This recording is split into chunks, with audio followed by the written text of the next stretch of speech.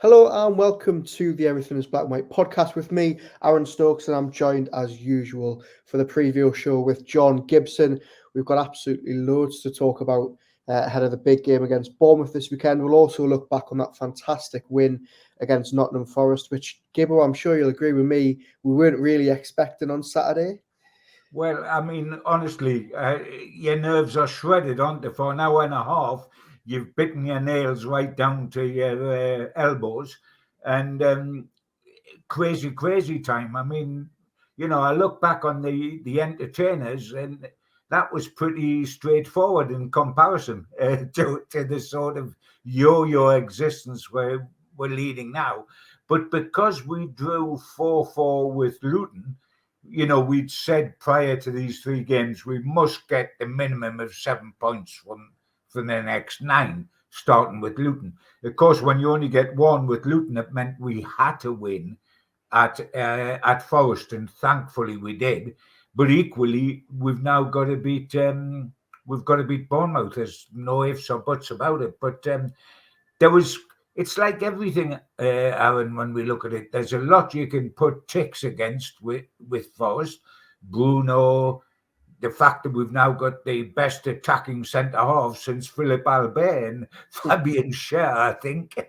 It's quite incredible. He does more good work in their penalty area than ours. But then you can look at the other side of it and say the midfield's not quite, for all it was shuffled around, is not as balanced as we would like it to be. And the back four, at times, is absolutely chronic. Yeah, absolutely. I think there's definitely questions to be asked about that back four, despite the fact Newcastle are starting to pick up some points again. But we'll go into that a little bit later in the show. Johnny, you just mentioned something there, and it wasn't written down on my list of questions, but you've just sort of sparked something in me there. And you mentioned the entertainers. Now, in the last couple of days, I've seen a lot of references to this Newcastle team being like the entertainers in terms of they're scoring a lot of goals, but they're also conceding. Is that a little bit of a lazy sort of comparison? I think it is a lazy comparison. It's an obvious comparison to make.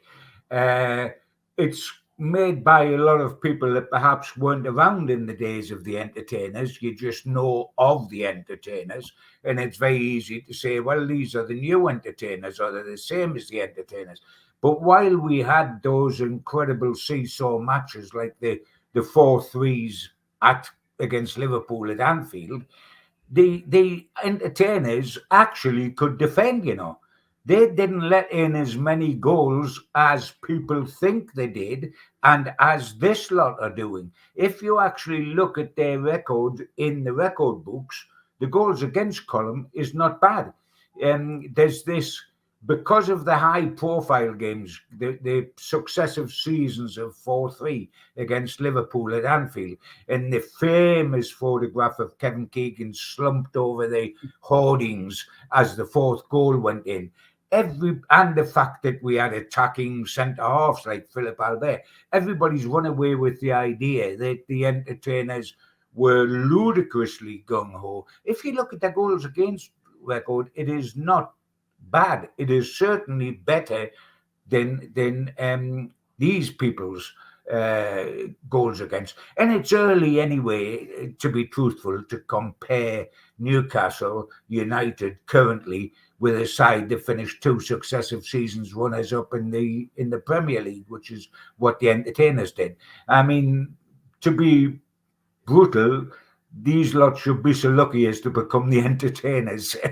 We want them to go one step beyond that, of course, and win something, which the entertainers didn't do.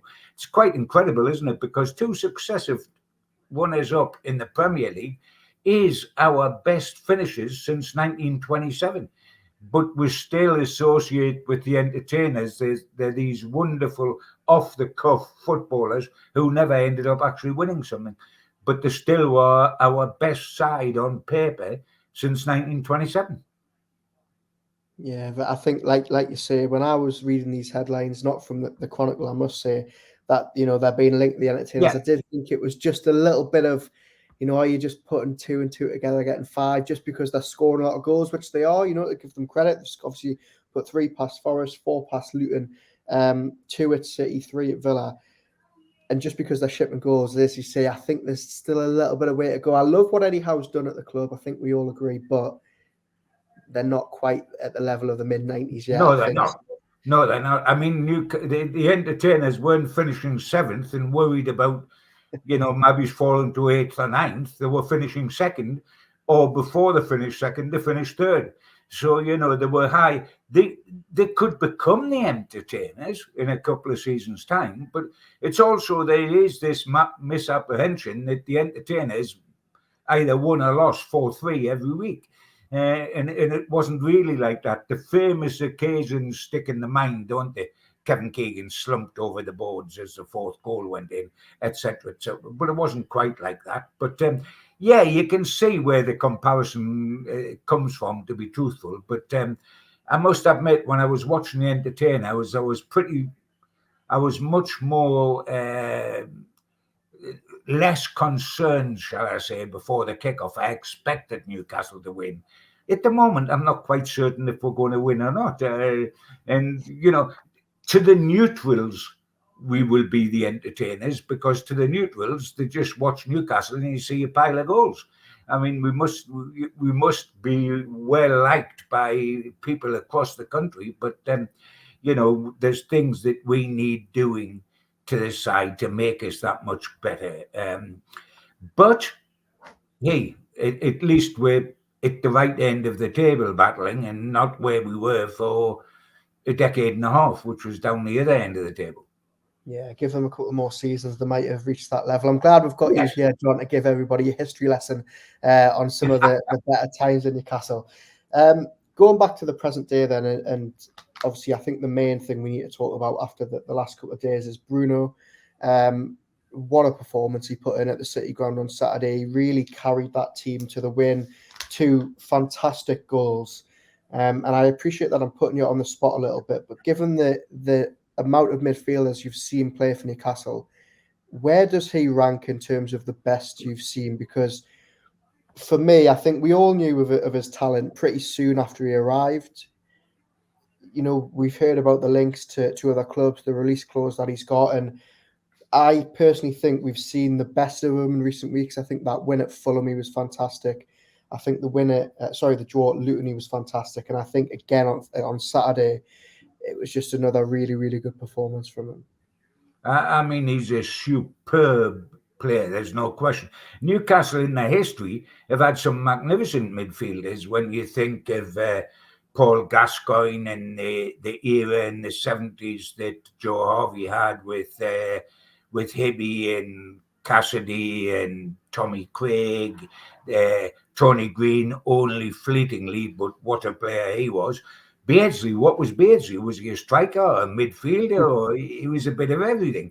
If you put him in the mix, now you are talking about top of the range. But yes, Newcastle have had some great ones, but this guy absolutely stands out.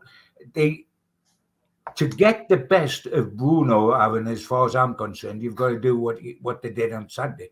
You've got to take the blinkers off him, you've got to take the shackles off him, and you've got to say, go and play as a number 8 or number 10.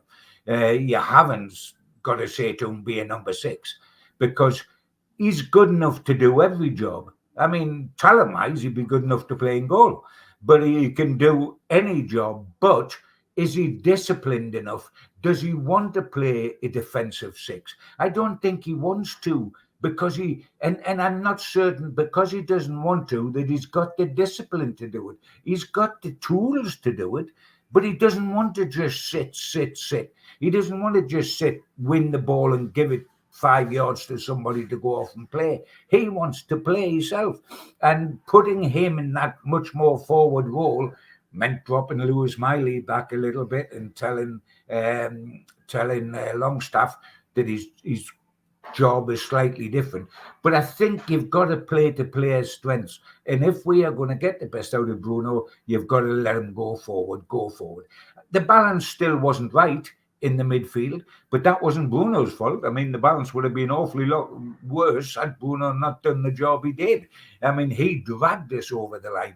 You've got to play him in that advanced role, I feel, to get the very, very best out of him, and then find what you can make and what the other players can make. It is tough on a 17-year-old to play the number 6 role all the time when that's not his game, because has he got the discipline all the time to stop people running off his shoulders, etc., etc.? It is very, very hard for a 17-year-old that hasn't been brought up to be defence-minded.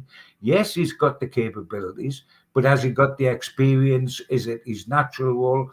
But we've got to make and match at the moment. I mean, what we're seeing, in my humble opinion, at the moment, the good, bad, and the indifferent, we're seeing what Newcastle United have got to do in the summer. Because they've got to get a 6. They haven't got one on the books, and the back door, if the barn, will remain open until they get somebody in there. And by the way, please sign the number 9. I mean, I can't take the weight Monday to Friday in the hope that either Wilson or Isaac will make it, and probably neither will this week. I mean, it's criminal to be in that position. It is really a neglect of duty to be in that position. I mean, we've needed this a number 6 and a number 9 for Yonks. Please put us all out of misery and sign those 2 positions in the summer, please. Well, we've got about 4 months to wait to see if Eddie Howe's going to actually do anything. He's said in the past he doesn't feel the need to sign a 6. I think anybody who's listened to this podcast in the last year or so knows that we've pretty much all advocated at one point or another. You've actually just perfectly segued into the next question that I've got for you, John, and that is about the position change of Bruno. And Eddie Howe's obviously, hamstrung. He's got his hands tied as to what he can actually do with that midfield at the minute. There's only 3 of them fit, and they've been, the only players really in the middle of the park for the last month or so. Bruno obviously looks so much better in that role as a number 8 further forward. I'm guessing I already know the answer, but do you go with that again against Bournemouth, bearing in mind that Lewis Miley actually played in the 6 against Bournemouth in November and looked a little bit out of his depth? We obviously saw Bruno drop back into there in the second half on Saturday. I'm guessing that's what you think going forward, the best way to play the 3 is until Willock and Anderson are back?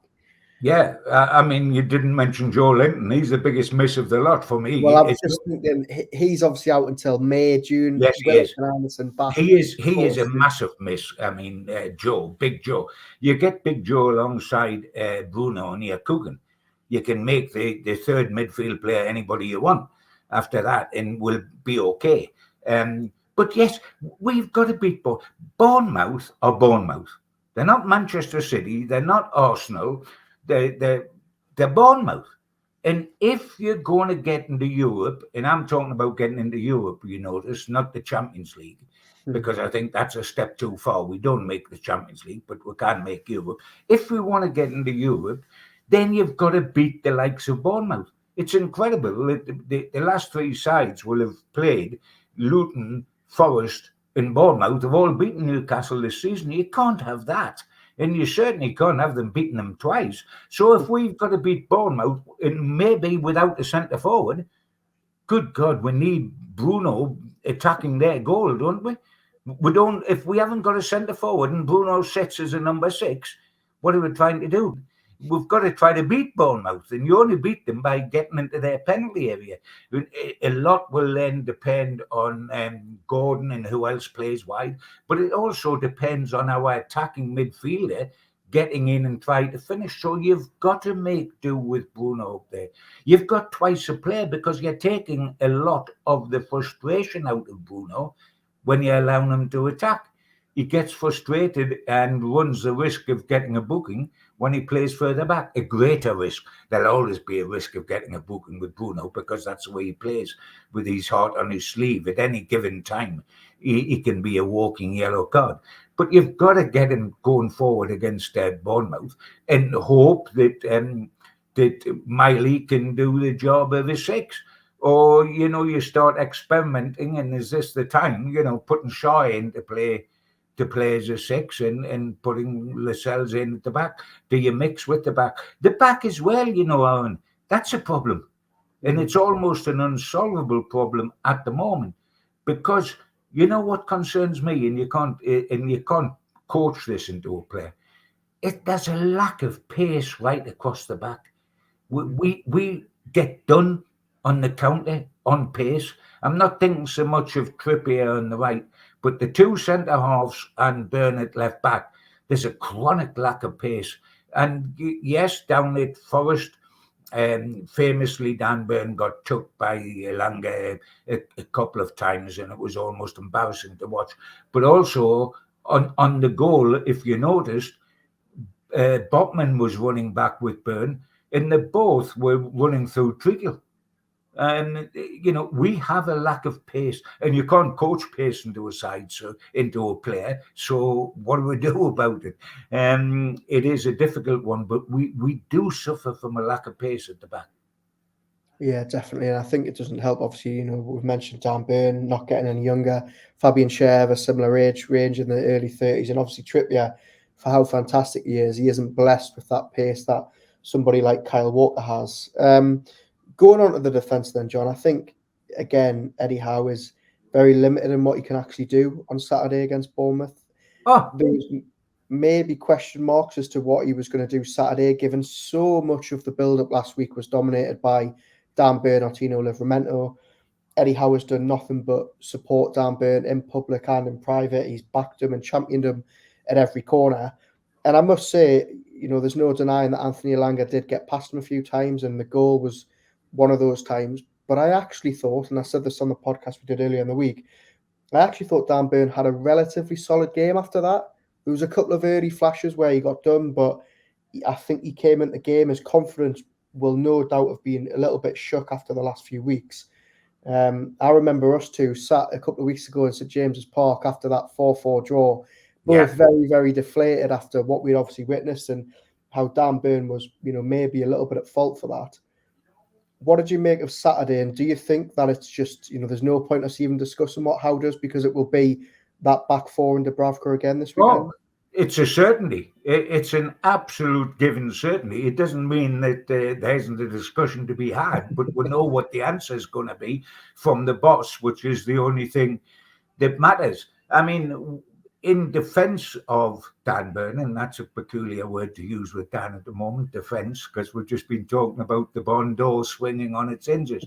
But in defence of him, what he has is great determination, great character, and he fought terrifically hard in the second half down at Forest. And luckily from my point of view, from Geordie's point of view, Forest didn't put Elanga isolated against him during the second half. Why on earth they didn't try to do that more? I don't know. What a trick that was to miss. They should have isolated their quick winger against our fullback. They didn't. And once you don't do that, once you take the lack of pace out of the equation, then the courage, the determination, the experience, little bit of nous about where he places himself not to get exposed, he will do a decent job. I was just staggered that we picked him to play left back against Luton and against Forest, where both times the outside right was so quick that it was untrue. They were like Usain Bolt. So, horses for courses, and Eddie often says, I don't pick a team just on form, I pick a team for who we're playing. Well, if that was true, you don't pick Burn to play against those two particular wingers.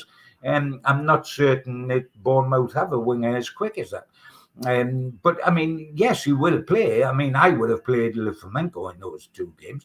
He's going to be a super player. But, by the way, he's not a left back, but he can play there. He's a right back, and he's going to come in there. But, we've got a lack of pace. And, if we're going to talk about Dan Burn's lack of pace, and I've talked about it an awful lot because it does expose us, he's not the only one in the back four with a lack of pace, and that worries me. For all of the pluses Botman's got, for all the potential Botman's got, he is not blessed by pace. And I know the obvious answer is that Bobby Moore become a World Cup winning skipper, and he had 2 gears, slow and dead slow. But he was clever upstairs, and he didn't let himself get overexposed. So you can't. Bob Moncur wasn't the quickest bloke you've ever seen, but again, he was clever. So you can't get away with a lack of pace. But I mean, if we're going to talk about Burns' lack of pace, you've got to say Buckman hasn't got it. You've got to say Shaw hasn't got it. And, Trippier is not Usain Bolt. So there is a lack of pace right across the back.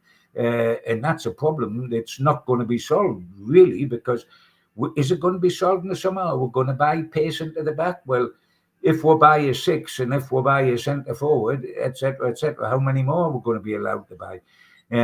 Before we're told that FFP's put the brakes on us again.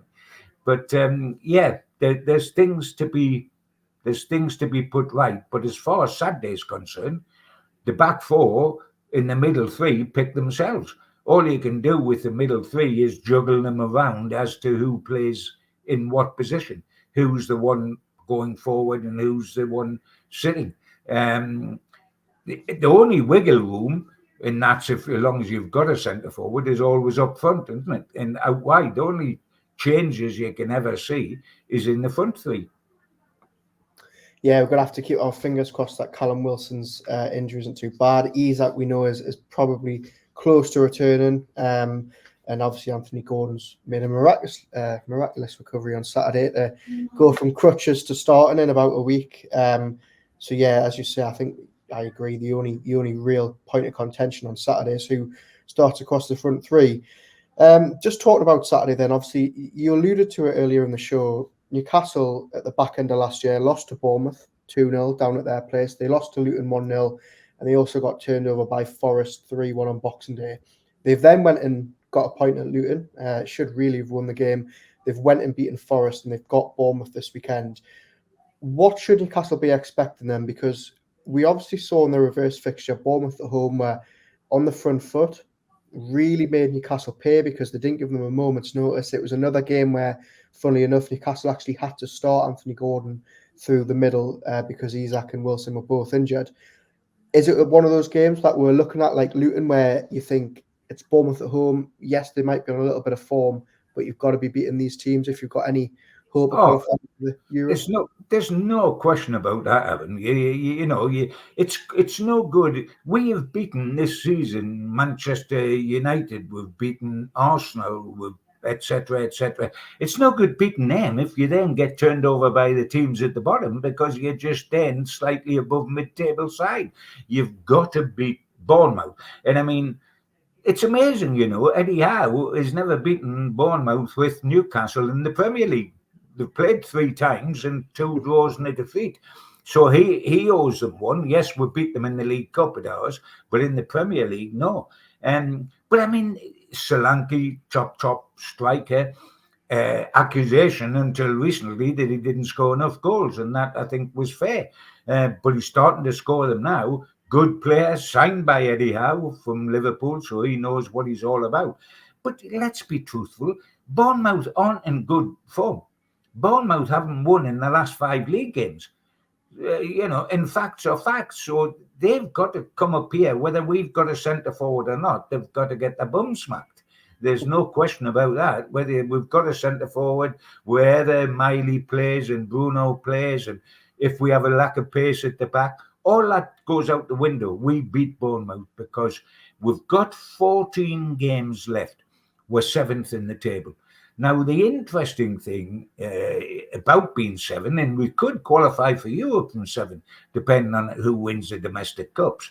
For example, we want Liverpool to win the League Cup because they're already going to go into Champions League. So that position is freed up, helps us.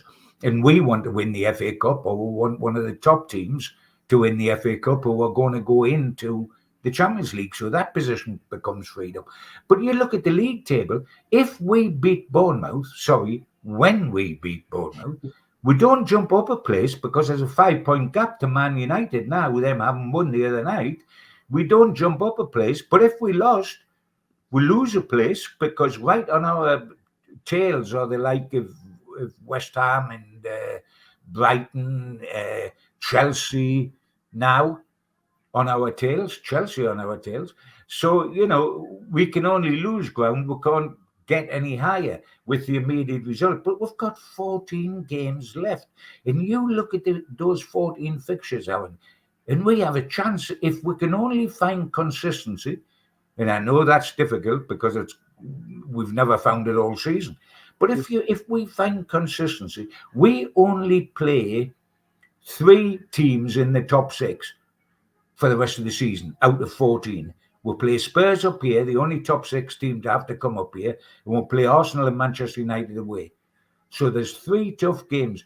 The other 11 are against teams beneath us at the moment.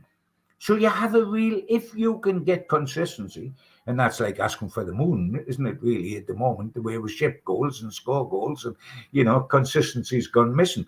But if we can get some sort of consistency, we can get into Europe via the coattails of everybody else. Or, and this is my preferred route, we win the FA Cup and we qualify for Europe automatically. So we win 2 things if we win the FA Cup.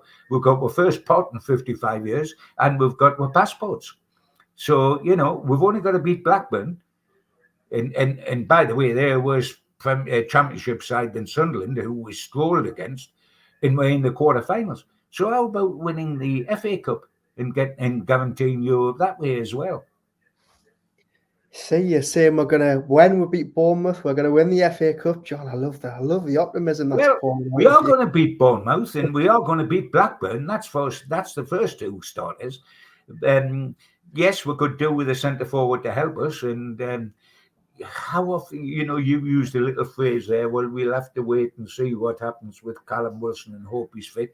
I mean, have you got that on a little button that you just press in every preview, every match preview? Because it seems like it's always that way. When is it different? I mean, bless him, he's a good player. But I'm sorry, it cannot go on beyond this season. It cannot go on beyond this season, where Callum, lovely man with a lovely attitude and real ability, but he holds us in the palm of his hand every week in blind panic about whether we'll have a centre forward or not. A club this size can't live like that. We've got to put that right in the summer. Yeah, well, it's interesting that you mentioned that because, as you say, it's been a really, really tough season for Wilson in terms of injuries. And I was writing a piece yesterday and I stumbled across some really interesting statistics about Wilson and Isak. Now, out of 24 Premier League match days this year, there's been 11 times only where Isak and Wilson have both been fit together. They only were both fit for 3 of the 6 Champions League games, and they've never been fit both together at the same time for any of the Carabao Cup or the FA Cup games this season. There's always been at least one of them out. Now, I think a lot of people are now sharing your thoughts about it, and I think Callum Wilson's been a fantastic servant, but I think the tide is maybe starting to turn on whether fans would like to see him go. And I think this season, I mean, there was suitors for him in January, and you thought maybe he would be one of those to leave in the winter market. He didn't obviously end up going. But I think the consensus now is that he might just be coming to his, an end. Well, because this injury situation, Aaron, is not going to get any better. At his age, with the bad injuries he had before he came to Newcastle, the bad knee injuries that he had, he is not going to get any fitter. He is not going to, at any stage of his future career, give you 38 games a season. There's absolutely no chance of that. So you can't keep going on a wing and a prayer. And if we have got to sacrifice senior players because of FFP each season, we've got to unload somebody like we did with Maxi, then I don't want it to be Bruno or Big Joe. I would rather it be Wilson and Almiron. If we've got to sacrifice somebody, and we're told regularly that we're going to have to do that regularly. Now, I know that obviously Bruno would bring in a lot more money, and so would Joe Linton, than Almiron or Wilson would do. But if we're looking to build our side, you want to, if at all possible, keep Bruno and Big Joe.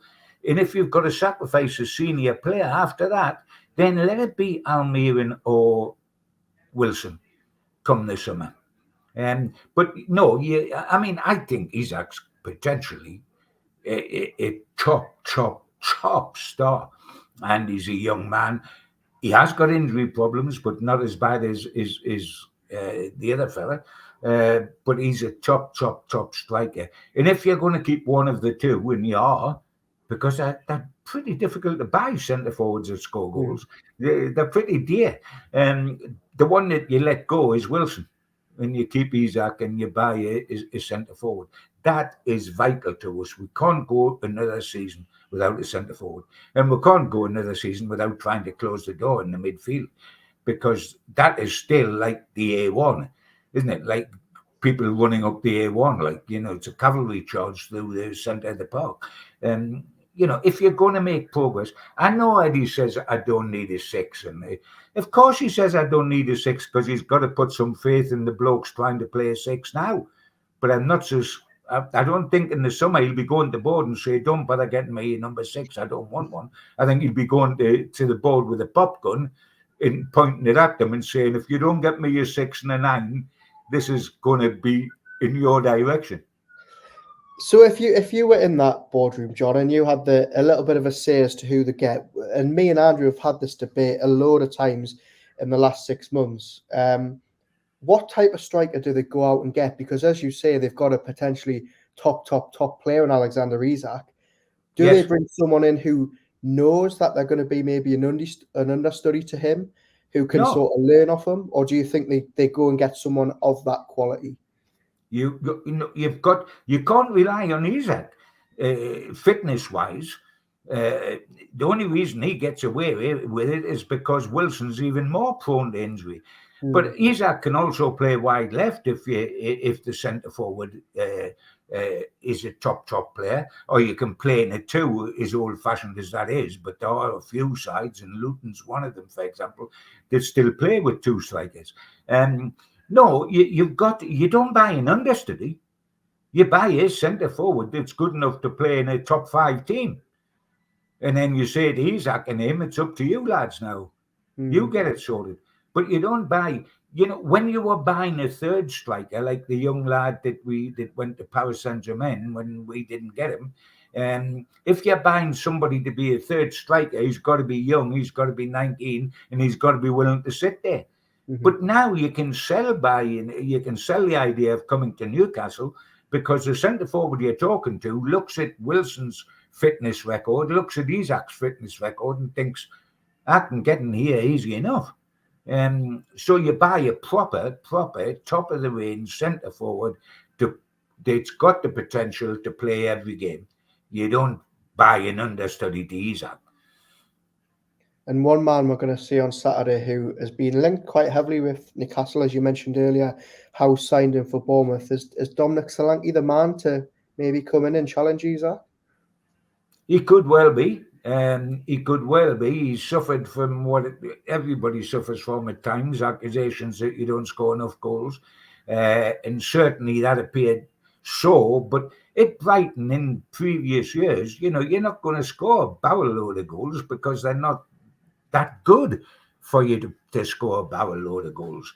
And it's very difficult, isn't it? I mean, look at Liverpool. What a wonderful side and what a wonderful buying record they've got. They've got Nunes, and everybody says if he could score goals, he'd be a sensational centre forward. Well, that's what a centre forward's supposed to do. Is score goals. I mean, sometimes he can't hit a bond or 3 paces. If he could, mind you, when he came up here as a substitute and come on against us, he hit the bond door twice in 6 minutes to turn a 1-0 to a 2-1. But Solanki could well be the sort of player that would do a terrific job. And he's the sort of player that if we had the money, Eddie would go for, because he's already proved he loves him. He can trust him, and he knows he plays in the Eddie Howe way. So he ticks an awful lot of boxes as far as Eddie's concerned. Yeah, I think when the rumours about Solanki came out in January, and the opinions seem to be a little bit split. For me, I think he's an absolutely fantastic player. I know he had struggles at Liverpool and Chelsea early in his career, but I think he's really blossomed into a very, very good striker who might just have the best years ahead of him. Hopefully he doesn't have a good game on Saturday. John, we've touched on the Premier League table and what Newcastle can and can't do this weekend. Obviously, as you say, they're 5 points behind Manchester United, who sit in 6th. West Ham, Brighton and Chelsea all within 2 points of them as well. You mentioned before Europe, not the Champions League. I think, unless that 5th spot does go to England, the Champions League is off the cards. But what is your ambition and what's your prediction for the rest of the season? Do they have to finish in the top 7 and a good cup run, or it's been a disappointment of a season? My ambition, as opposed to what I expect, you can't. I don't want a good cup run. I want to win the cup. No good having a good cup run and getting beaten in the semi-final, or going to Wembley and never getting out the blocks and losing 3-0. That's as much use as a glass eye. We've got to either win the cup or finish in the top 7 and get into Europe.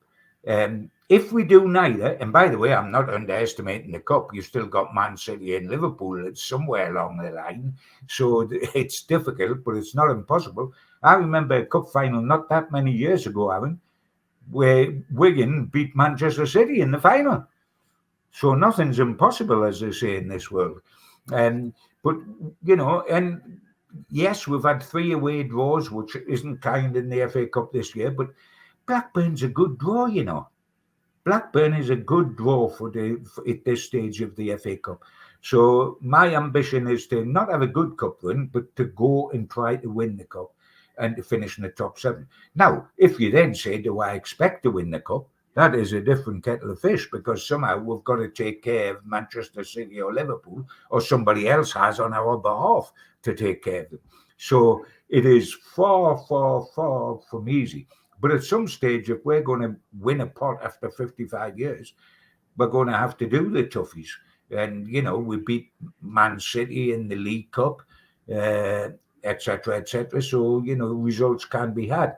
We've got to beat Blackburn and then get a home draw in the 6th round and take it from there. As far as the league's concerned, when you look at the games, and I reiterate, 14 games, 3 of them are against top 6 sides. The rest are not. So any consistency, you can almost say it's in our own hands. If you think that, the cut-off point for Europe is not going to be 5th, but it could well be 7th, where we are now, if the right sides win the other 2 cups.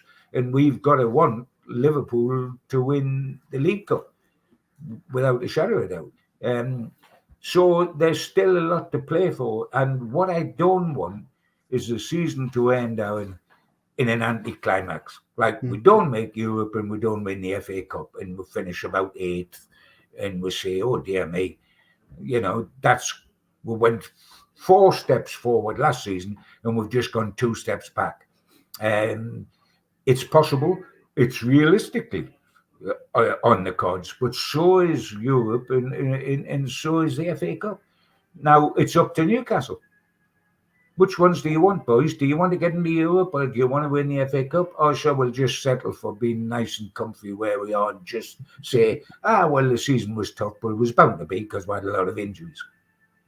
Yeah, absolutely. And I think, you go back to the middle of December when they crashed out of 2 competitions in a matter of days. Their league form was absolutely terrible, and you thought, okay, the season looked like a complete write-off. They've obviously then put together a good set of runs, got through the FA Cup, got themselves back into the hunt with Europe at some stage, maybe not Champions League, but they're going to hopefully get in one of the lesser competitions, which I'm absolutely fine with.